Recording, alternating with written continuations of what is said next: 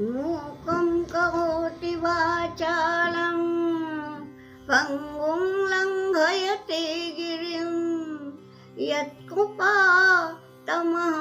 वन्दे परमानन्दमाधवं परमानन्दमाधवं परमानन्दमाधवम्।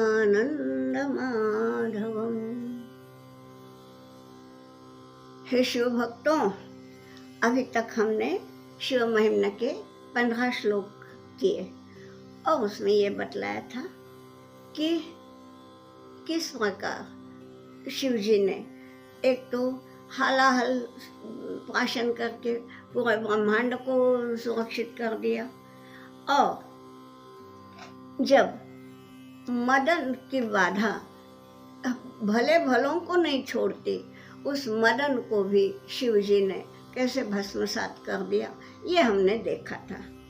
अब आगे का देखिए। जब शिव जी जो है ना तांडव नृत्य कब करते हैं, या तो बहुत प्रसन्न हो जाए या अत्यंत क्रोधित हो जाए, तो उनका जब तांडव नृत्य चलता है तब क्या क्या होता है ये बताया है। महीपादाघातात्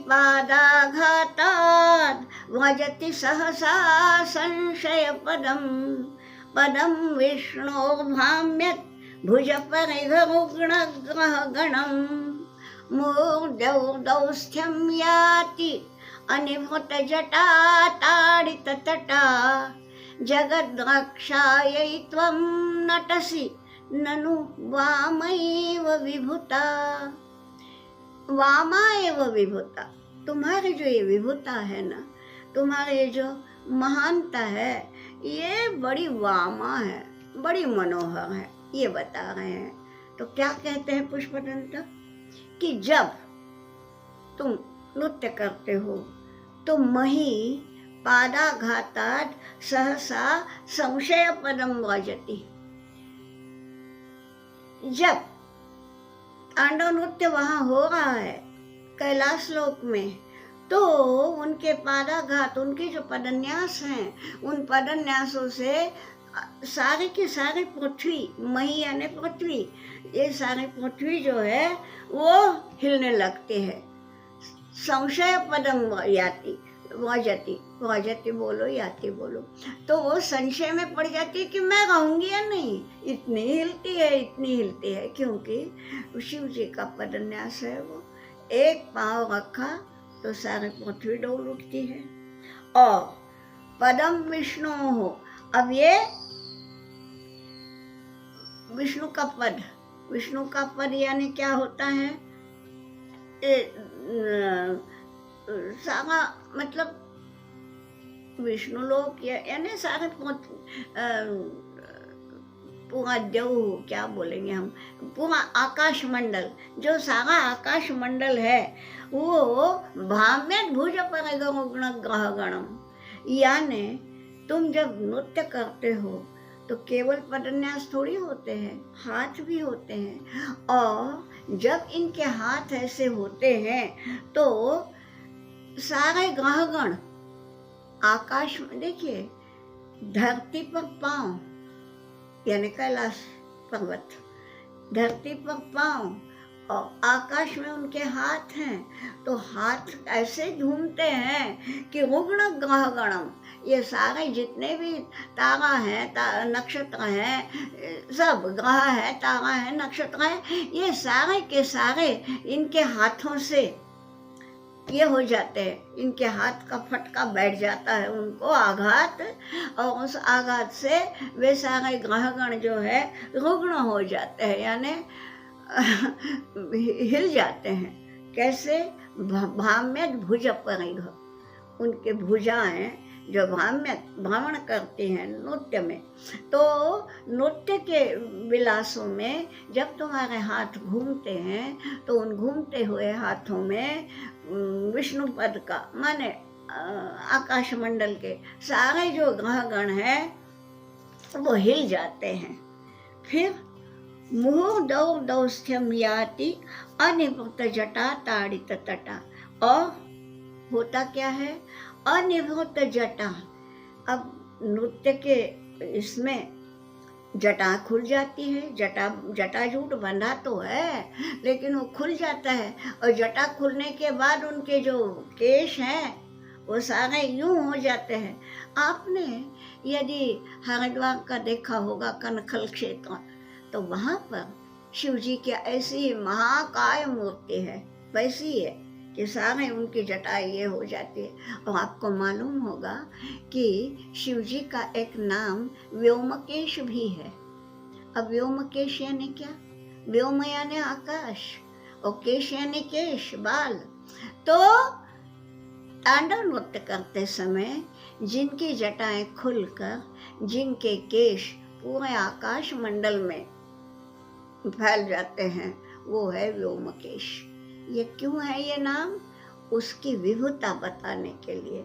कैसा सर्वव्यापी है कि यहाँ पादाघात से पृथ्वी डोल जाती है, यानी कैलाश पर्वत तो पृथ्वी पर है, तो यहाँ पर पाँव पड़ता है, हाथ वहाँ, और जटाएं जो है वो उससे दौस्थ्यम स्यात्, यानी ये सारा देव यानी अंतरिक्ष भी नहीं, स्वर्ग।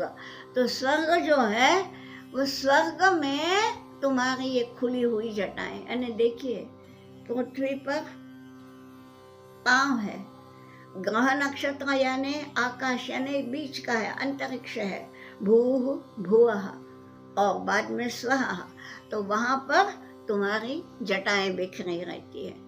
और ये सब तुम क्यों करते हो?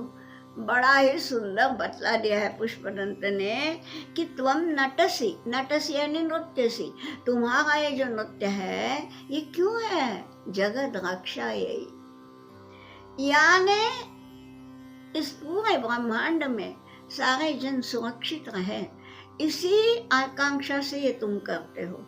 ये तुम्हारा खुशी का नृत्य है, आनंद का नृत्य है।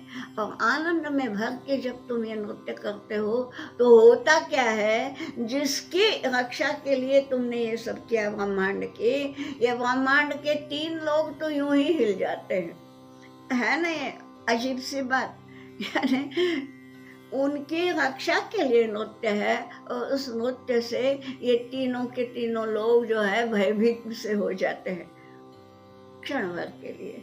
जब तक वो नृत्य चलता है, उसके बाद तो इस नृत्य का फल तो वही है कि सारे के सारे लोग सुरक्षित रहने हैं।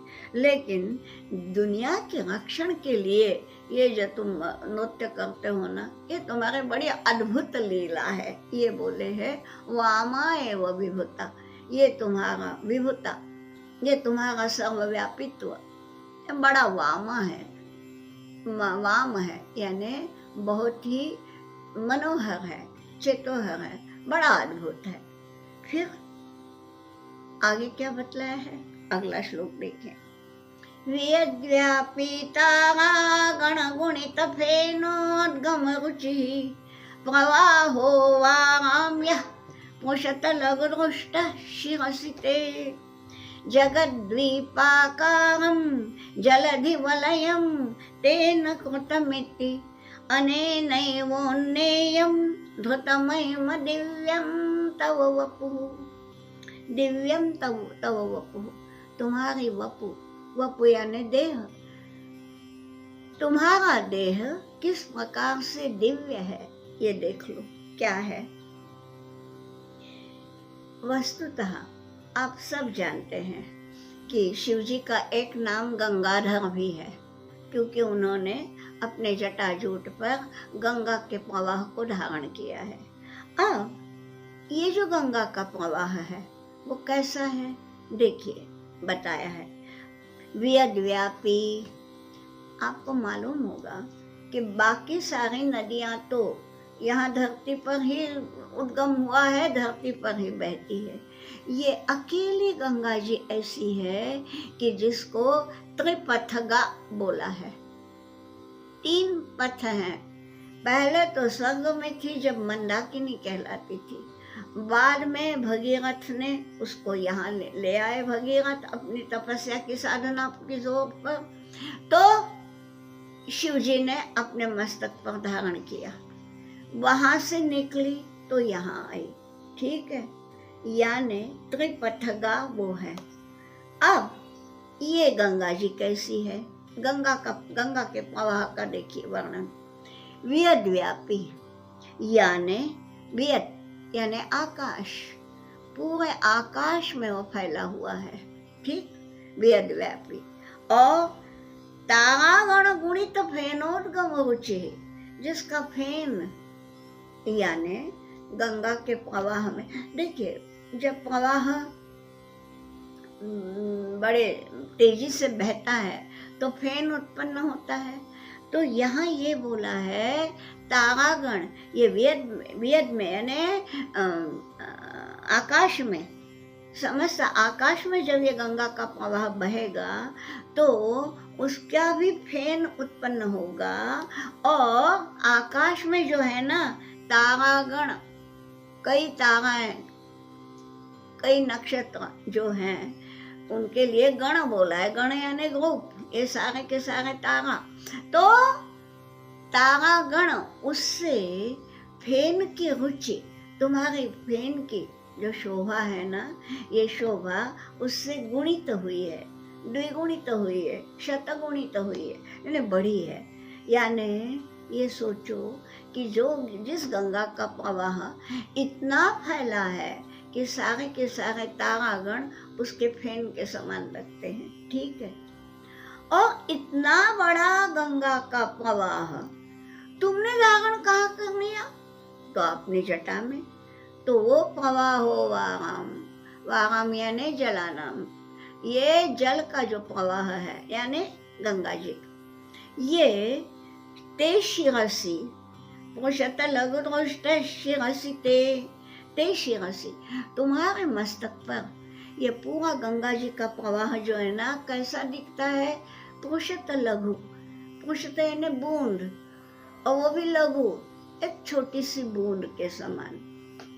यानी शिव जी का व्यापित्व देखिए, जिस गंगा प्रवाह ने समस्त आकाश मंडल के तारागण को फेन के समान धारण कर लिया है, वो गंगा जी का प्रवाह शिव जी की जटा में कैसा दिखता है, छोटा सा एक बिंदु हो तो एक छोटे से जल बिंदु के समान वो छोटा सा दिख रहा है। और उसी से क्या हो रहा है, उसी से ने उसी प्रवाह से क्या हुआ है, जगत द्वीपाकारम जलदिवलयम तेन कृतम, उसी प्रवाह से ये जो जगत है, जिस जगत में हम रह रहे हैं, यहाँ पे वो पूरा मतलब कितना ये जगह व्यापी है। आपको सब मालूम है गंगा जी कहाँ से कहाँ तक बहती है, तो ये बतलाने की आवश्यकता नहीं है। तो जो गंगा का प्रवाह आकाश को व्यापता है, जो गंगा का प्रवाह तुम्हारी जटा में एक छोटी सी बूंद के समान दिखता है, उसी प्रवाह ने यहाँ सारा जगत ये किया है, जगत द्वीपाकारम जलधि वलयम, वलय कर दिया है, यानी बहुत सी जगह उसने व्यापी है। तो ये सोचो कि इतना बड़ा प्रवाह तुम्हारी जटा में एक छोटा सा बिंदु होके रह गया है। अनेन एव, इसी से तव दिव्यम वपु उन्नेयम, उन्नेय यानी क्या है, अनुमान किया जा सकता है कि तुम्हारी वपु, तुम्हारा देह कितना दिव्य है, अद्भुत महिमा, तुम्हारे देह की महिमा कितनी अपार है, ये इसी से तर्क किया जा सकता है। उन्नेय यानी इसी से हम अनुमान कर सकते हैं कि जिस प्रवाह ने पूरा आकाश मंडल व्याप लिया, यहाँ धरती पे व्याप लिया, वो पूरा का पूरा प्रवाह तुम्हारी जटा में केवल एक छोटा सा बिंदु भर क्यों बन के रह गया है। यही अनुमान, इसी से अनुमान लगाइए कि आपकी महिमा कितनी बड़ी है। अब ये इतनी बड़ी महिमा जिसकी है, अब यहाँ पुष्पदंत बोलता है कि तुमने त्रिपुरासुर का वध तो किया, तुम्हारे लिए कौन सी बड़ी बात थी? जो इतना व्यापक है, उसकी महिमा का, उसकी व्यापकता का पहले ही वर्णन कर लिया है। ठीक, तांडव नृत्य के समय भी, गंगा धारण के समय भी। तो इतने तुम व्यापक हो, तो त्रिपुरासुर का वध करना तुम्हारे लिए कौन बड़ी बात थी? लेकिन तुमने क्या किया? देखो अगला श्लोक। रथ क्षोणी यंता शतधृतिरगेन्द्रो धनुरथो रथांगे चंद्राकौ रथचरणपाणिश्चर इति दिधक्षोस्ते कोऽयं त्रिपुरतृणमाडम्बरविधिः विधेयः क्रीडन्त्यो न खलु परतन्त्राः प्रबुधियः। क्या बताया है कि अरे भाई, हम पहले तीसरी पंक्ति लेंगे। क्या बतलाया है? त्रिपुरा तृणम दिधक्षो, ये त्रिपुरासुर तुम्हारे सामने है कौन? एक तृण है, एक छोटा सा तिनका है घास का। अब छोटे से तिनके को जलाने के लिए हमारे जैसे व्यक्ति को, मानव को भी अधिक कष्ट नहीं लेना पड़ता, अधिक परिश्रम नहीं करना पड़ता। एक छोटे से तिनके को जलाने की कौन बड़ी बात है? लेकिन जो त्रिपुरासुर सारे तीनों लोकों को, यानी स्वर्ग लोक को, पृथ्वी लोक को, पाताल लोक को, तीनों लोकों को वो जिसने भयभीत कर रखा था, वो त्रिपुरासुर तुम्हारे सामने बस एक तिनका मात्र था, त्रिपुरा तृणम। और उस तिनके को दिधक्षु हो। दिधक्षु यानी आपको ये शब्द मालूम होंगे, जिज्ञासु, पिपासु, मुमुक्षु, वैसे ही ये है दिधक्षु। दिधक्षु यानी जलाना चाहने वाला। जैसे हम बोलते हैं ना, जिज्ञासु ज्ञान चाहने वाला, मुमुक्षु मोक्ष चाहने वाला। उसी प्रकार दिधक्षु दाह चाहने वाला, जलाना चाहता है। किसको? त्रिपुरा तृणम, त्रिपुरासुर नाम के एक घास के तिनके के समान लगने वाले एक असुर को तुमको जलाना है। ठीक है, तो त्रिपुरा तृणम दिधक्षो ते तुम्हारा कोयम आडंबर विधि। बड़ा मजेदार प्रश्न किया है। अरे तो इसको जलाने के लिए तुमने इतना आडंबर क्यों मचाया? कौन सा आडंबर है? पहले दो पंक्तियां देखिए कि लड़ने चले, त्रिपुरासुर का वध करना है, युद्ध को चले, तो रथ क्या बनाया? रथ क्षोणी, यानी पूरी धरती को रथ बनाया। ठीक, क्षोणी यानी धरती। ठीक है, फिर यंता शतधृति। अब यंता माने नियंता माने सारथी। सारथी को कौन बनाया? शतधृति। ये ब्रह्मदेव का नाम है। तो देखिए, रथ है धरती, पूरी धरती रथ है, सारथी बनाया ब्रह्मदेव को। ठीक है, फिर रथांगे चंद्रार्क को, वो रथ के जो अंग है माने चक्के हैं, रथ चलाने के लिए चक्के चाहिए ना, तो ये चक्के कौन है? चंद्र और अर्क। अर्क माने सूर्य। तो चंद्र और सूर्य को रथ के चक्के बना दिए। अब देखिए, इसी से उसकी महत्ता समझ में आती है। इनको रथ के चक्के बनाना, पृथ्वी को रथ बनाना क्या साधारण काम है? लेकिन ये सब किया, यही आडंबर है। और उसमें क्या किया फिर? रथ चरण पाणी। हाँ, अगेंद्रो धनु। धनु क्या किया? अगेंद्र। अग न गच्छति इति अग, यानी पर्वत को अग या नग कहते हैं। तो अगेंद्र यानी मेरु पर्वत। तो मेरु पर्वत को तुमने धनुष बना लिया। देखिए, मेरु पर्वत कितना बड़ा, वो तुमने धनुष बना लिया। अब धनुष तो बना दिया, अब धनुष बनाया, बाण भी चाहिए। तो बाण किसको बनाया? मालूम? रथ चरण पाणी। रथ चरण माने रथ के चरण यानी क्या? चक्का, यानी चक्र। और एक चक्र जिसके पानी में है, चक्र पाणी माने साक्षात विष्णु। विष्णु को बाण बना दिया। सोचिए तो, धनुष्य बनाया मेरु पर्वत का, विष्णु को, साक्षात विष्णु भगवान को बाण बना दिया। ये सब, ये क्या आडंबर मचाया। तुम्हारे लिए तो त्रिपुरासुर का वध करना यूं था, चुटकी का खेल था, लेकिन तुमने ये सारा आडंबर बनाया। क्यों बनाया? इन लोगों को भी तो महत्ता बढ़ानी चाहिए। तो मेरु पर्वत का धनुष बनाया, साक्षात विष्णु भगवान को बाण। और सही माने में यदि शिव शंकर केवल इच्छा मात्र करते, अरे वो संहार करता है, हम बोलते हैं महेश है वो, क्योंकि ब्रह्मा विष्णु महेश जो है वो उत्पत्ति स्थिति लय के लिए तो है। तो लय करना है किसी का तो इनकी इच्छा मात्र होती, संकल्प मात्र होता तो वो मर जाता था। लेकिन नहीं, ये सब दुनिया को दिखाने के लिए ये तुमने किया। तो ये बोलते हैं कि हमारे जैसे यानी मैं पुष्पदंत की भाषा में बता रही हूँ। पुष्पदंत बोल रहे हैं कि हमारे बुद्धि तो ये नहीं लगती कि जो तुम केवल इच्छा से मार सकते थे तो इतना ये आडंबर क्यों मचाया।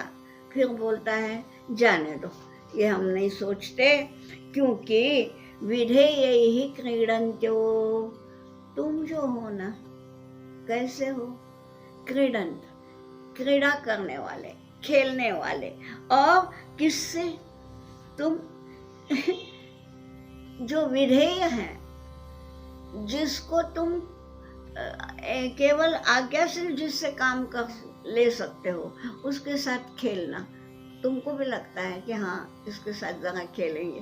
तो ये जो है ना, विधेय ही क्रीडन्त्यो, ये जो तुम्हारी बुद्धियां हैं,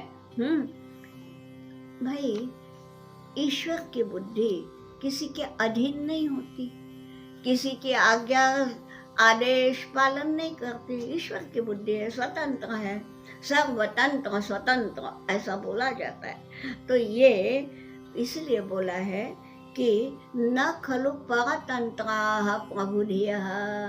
प्रभु जो होता है, जो सबका नियंता है, उनकी धी यानी बुद्धि।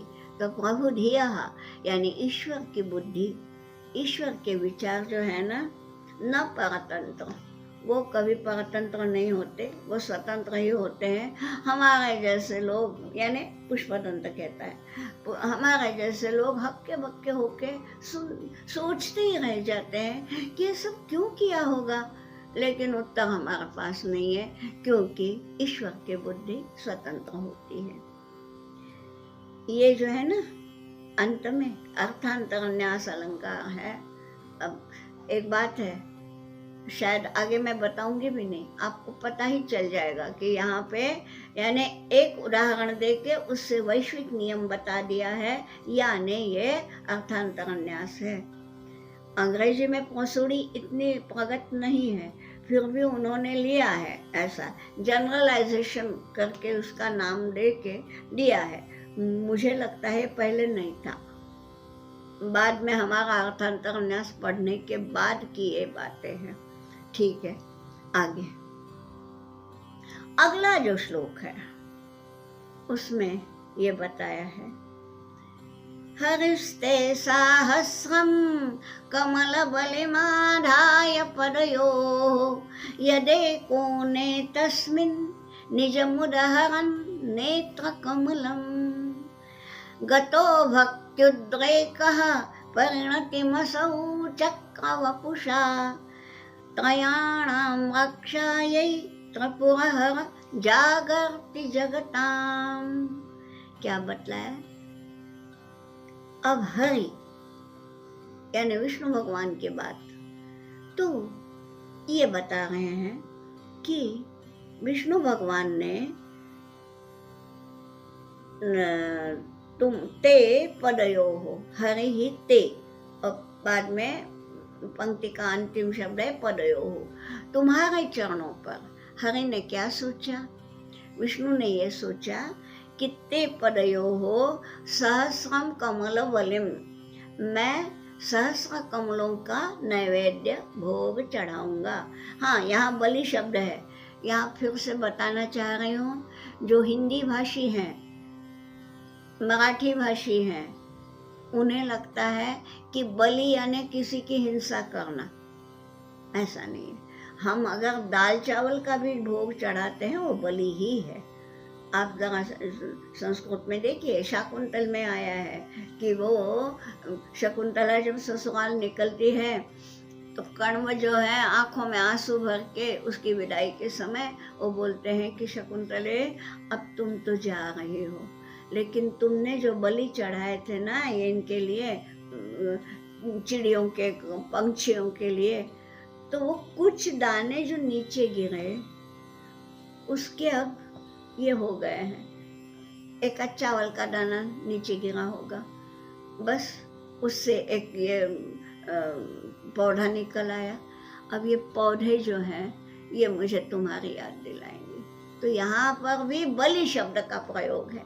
अब चावल का दाना चिड़ियों को खिलाना ये भी बलि है। क्यों बताना चाह रही हूँ? नहीं तो यहाँ ये बोला कि भैया विष्णु जी बलि देते थे क्या? क्योंकि यहाँ पता नहीं बलि का एक ऐसा ही नाम पता नहीं कैसे आया, लेकिन ये पूरा अर्थ परिवर्तन है। यहाँ क्या बतलाया है?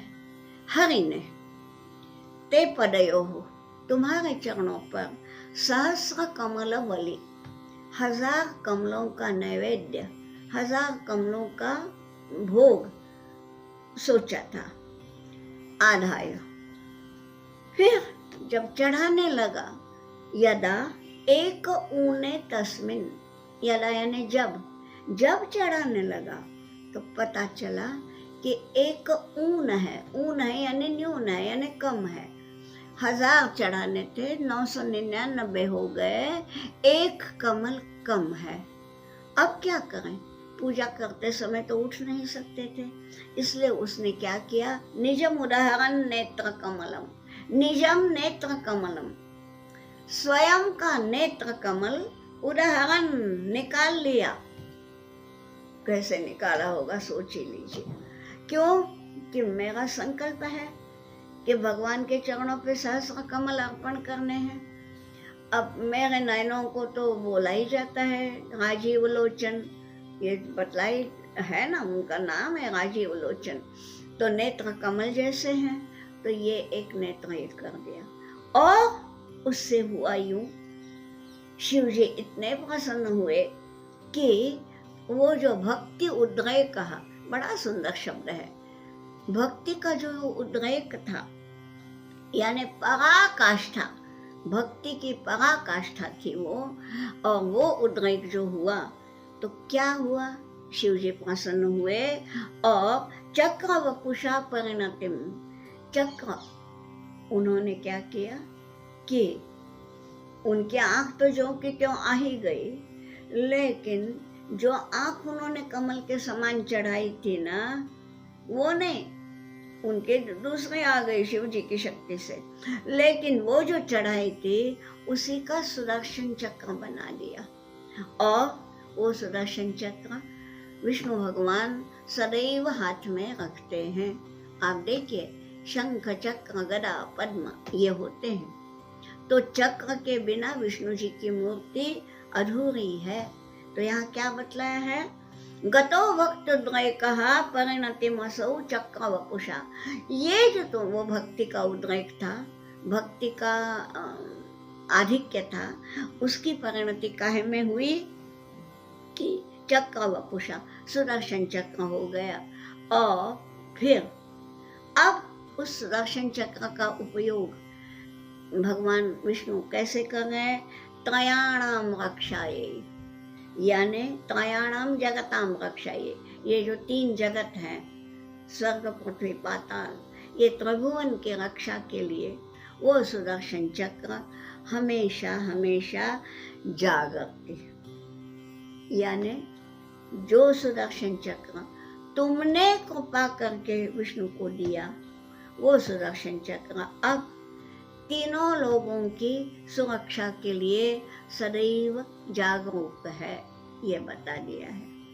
यानी महिमा गा रहे हैं पुष्पदंत कि जो जो भी तुम्हारी भक्ति करेगा, देखिए एक भक्ति तो उसने भी की रावण ने, पर क्या हुआ, वो खुद ही उठाने लगा उसको, तो उसका सारा गर्व हरण कर दिया। लेकिन ये जो भक्ति है, ये विष्णु तत्व और शिव तत्व मूलतः भिन्न है ही नहीं, सही माने में सब एक है। वैष्णव होगा तो विष्णु की ऐसी स्तुति करेंगे, जो शैव होगा वो ऐसी स्तुति करेंगे कि विष्णु ने किया। वस्तुतः विष्णु शिव भक्त है, शिव विष्णु भक्त है, क्योंकि ये दोनों वृत्तियां जो हैं, ये दोनों मिलके ब्रह्मांड का रक्षण करती हैं। केवल पालन से नहीं होता, संहार भी करना ही पड़ता है। संहार नहीं कर दिया और केवल पालन होता रहा तो क्या होगा दुनिया में? अभी संहार हो रहे हैं तो भी लोक संख्या बढ़ रही है। अब अगर संहार ही नहीं होता तो क्या होता? पूरी दुनिया एक कचरा कुंडी बन जाती है ना। तो ये भी आवश्यक है, ये दोनों भिन्न भिन्न शक्तियां हैं और ये दोनों परस्पर से ही चलती हैं। किंतु यहाँ पुष्पदंत जो है वो है परम शैव, तो शिव जी की महिमा गानी है, इसलिए ये ऐसा बता दिया। ठीक है, तो अब तुम स्वयं सुदर्शन चक्र के रूप में जा करके विष्णु जी के हाथ में रह करके पूरी दुनिया ही नहीं, केवल जगताम त्रयाणाम, तीनों जगतों की रक्षा के लिए सब वो सुदर्शन चक्र जागरूक है। अब यहाँ ये बतलाया अगले श्लोक में कि जो यज्ञ फल है, आपको मालूम होगा कि विष्णु ये शब्द यज्ञ के लिए आया है और फल जो है यज्ञ का वो शिव जी देते हैं, ऐसा है ही। तो देखिए, क्रतौ सुप्ते जाग्रत त्वमसि फल योगे क्रतुमताम् क्व कर्म प्रध्वस्तं फलति पुरुषाराधनमुते अतस्त्वां संप्रेक्ष्य क्रतुषु फलदान प्रतिभुवं श्रुतौ श्रद्धां बद्ध्वा दृढ़परिकरः कर्मसु जनः। क्या बताया कि क्रतु जो है, क्रतु यानी यज्ञ, यज्ञ एक क्रिया है, सभी जानते हैं, कर्म कांड में ही आता है। तो ये जो क्रिया है, कब कोई भी क्रिया हो कभी न कभी समाप्त तो होनी है, तो यज्ञ भी प्रारंभ किया तो कभी न कभी समाप्त तो होगा। यहाँ ये बोला है कि क्रतौ सुप्ते, सुप्त होना यानी सो जाना, यानी समाप्त हो जाना। तो जब समाप्त हो जाता है क्रतु, तब जागृत त्वमसि, तुम तो कभी सोते नहीं, त्वम जागृत असि, तुम तो हमेशा जागरूक रहते हो। तो वो क्यों हो, क्यों जागरूक रहते हो? फल योगे क्रतुमताम, जो क्रतुमत है, क्रतु यानी यज्ञ, क्रतुमान माने यजमान, यानी जो यज्ञ करता है वो, तो जो यज्ञ करता है और उसने यज्ञ किया, समाप्त भी हुआ, अब उसे फल देना है। यज्ञ तो समाप्त हुआ, फल तो देना है, तो ये फल योगे त्वमसि, फल योग यानी जोड़ना, तो उसको फल देना। तो फल देने के लिए तुम ही सदैव जागृत असि, यानी तुम सदैव तत्पर रहते हो उसको, उसके यज्ञ कर्म का फल देने के लिए। ठीक है, तो क्या होता है यहाँ ये पुष्पदंत की स्टाइल है। वस्तुतः जो बतलाना है वो बतला के हो गया है कि क्रतु समाप्त होने के बाद उस क्रतु का फल देने के लिए तुम सदैव तत्पर हो, यही बोलना है। अब यही कैसे रिटोरिक क्वेश्चन के द्वारा पूछा है, बताओ। बड़ा ये स्टाइल है उसकी, पुष्पदंत की। को कर्म प्रध्वस्तम फलति पुरुषाराधनम होते, प्रध्वस्तम कर्म। उसने कहा कि कर्म तो ध्वस्त हो गया मैंने समाप्त हो गया। अब जो कर्म समाप्त ही हुआ वो फल कैसे देगा? अब भाई सही है, ये भी एक यानी तर्कशुद्ध बात है। प्रध्वस्तम कर्म क्व फलति, जो कर्म समाप्त हुआ वो कैसे फलेगा? पुरुषाराधनम होते यानी सिवाय, जब तक आराधना नहीं हो तब तक वो कर्म फलेगा कैसे? यानी कर्म नहीं फलता, कर्म तो समाप्त होता है, वो जो आराधना की भावना है वो फलती है, ये बतलाना है। तो क्व कर्म प्रध्वस्तम फलति पुरुषाराधनम होते, प्रश्न चिन्ह है ये कि आराधना के बिना जो कर्म स्वयं ही नष्ट हो गया वो फलेगा कैसे? इसलिए अतः माने इसलिए क्रतुषु फलदान प्रतिभुवम त्वाम संप्रेक्ष्य, इसलिए इस दुनिया के जितने भी लोग हैं, ये गा रहे हैं कौन?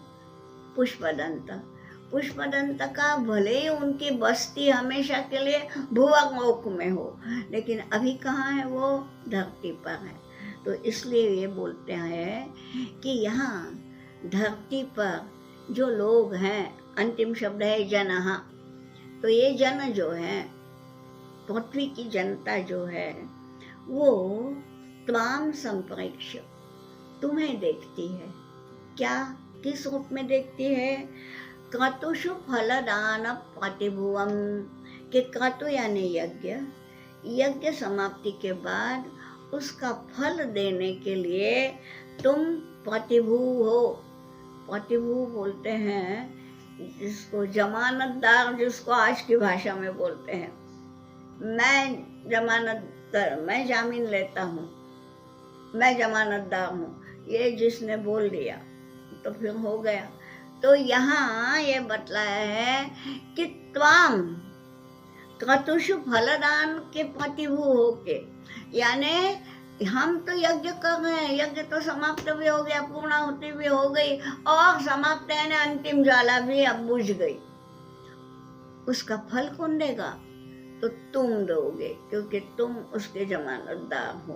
तो त्वाम फलदान प्रतिभुवम संप्रेक्ष्य, केवल तुम हो, इसलिए श्रुतौ श्रद्धाम बद्ध्वा, श्रुति वचन में, वेद वचनों में श्रद्धा रख के, हाँ, जनः कर्मसु दृढ़परिकरः, ये जो दुनिया के लोग कर्म करते हैं, कर्म यानी यज्ञ कर्म, तो ये जो यज्ञ कर्म करते हैं उसके लिए वे दृढ़ परिकर होते हैं। यानी यज्ञ करने के लिए जो बिल्कुल दृढ़ परिकर है, कटिबद्ध है। तो ये कटिबद्ध क्यों हुए?